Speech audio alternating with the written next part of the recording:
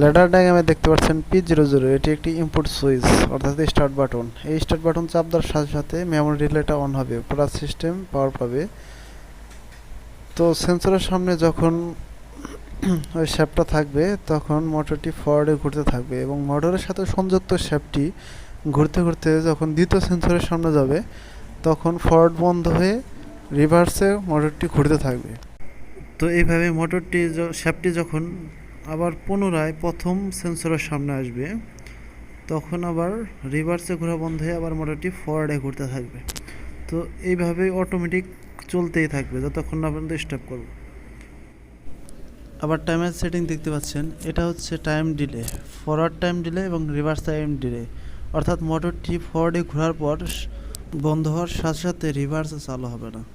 আবার মোটরটি রিভার্সে চলতে আছে, রিভার্সে চালা বন্ধ হওয়ার সাথে সাথেই ফরওয়ার্ডে চালু হবে না। একটা টাইম লেট করে মোটরটা ফরওয়ার্ডে রিভার্সে ঘোরানো হয়েছে। টাইম লেটের সংখ্যাটাই এখানে ইনপুট করে দিতে হবে, কত সেকেন্ড, 5 সেকেন্ড 10 সেকেন্ড, এখান থেকে ইনপুট করে যে কোনোটা দিতে পারবেন। এখানে 50 সেট করলাম, তো 40 45 50 সেকেন্ড পরে এটা ঘুরতে শুরু করলো।